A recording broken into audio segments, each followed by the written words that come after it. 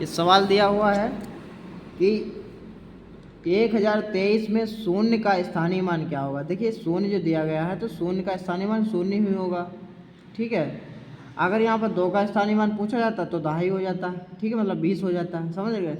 तो ये तो तुम्हारा ऑप्शन मेथड था, तो ये वाला दूसरा वाला सही हो जाएगा, इसमें निशान भी सही लगा।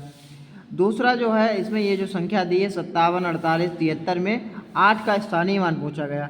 अब स्थानीय मान का मतलब होता है कि जो संख्या देखिए कहाँ पर लिखी है। एक जो संख्या है 57, 48 और 73, इसमें हमसे 8 का स्थानीय मान पूछा गया। तो 8 का स्थानीय मान देखिए, तुम लोगों को मालूम है कि इकाई, दहाई, सैकड़ा। ऐसे भी कर सकते हैं 800, या डायरेक्ट कर सकते हैं। अगर ऐसे ना मालूम हो तो जिस संख्या का स्थानीय मान पूछा जाए उस संख्या को नोट कर लेंगे, ठीक है। फिर ये देखेंगे कि उसके पीछे कितनी संख्याएं हैं, 2 संख्याएं हैं। और मतलब ये भी ऐसे कर लो, इकाई, दहाई, सैकड़ा, सैकड़ा पर है तो 100 से गुणा करवा दो, तो 100 से गुणा करवाओगे वही आंसर आ जाएगा। तो डायरेक्ट तरीका यही है कि कोई किसी भी संख्या का अगर स्थानीय मान पूछा जाए, ठीक है, यहाँ पर 8 का पूछा गया तो इधर से इकाई से पढ़ेंगे, इकाई, दहाई, सैकड़ा, सैकड़ा पर है तो 800 लिख देंगे।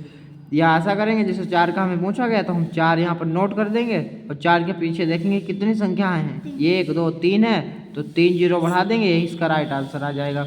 ऐसे अगर हमसे 5 से पूछा जाए 5 का स्थानीय मान बताओ, तो यहाँ पर 5 नोट कर लेंगे, देखेंगे 5 के पीछे कितनी संख्याएं हैं, तो 5 के पीछे 5 संख्याएं हैं, देखो 2 4 1 5, तो 5 जीरो बढ़ा देंगे, यही इसका राइट आंसर आ जाएगा, ठीक है।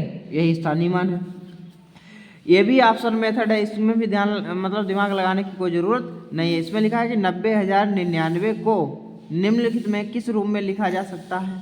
90,099, तो आपको सबसे पहले ये देखना है कि देखिए हमारे पास 4 विकल्प दिए गए हैं।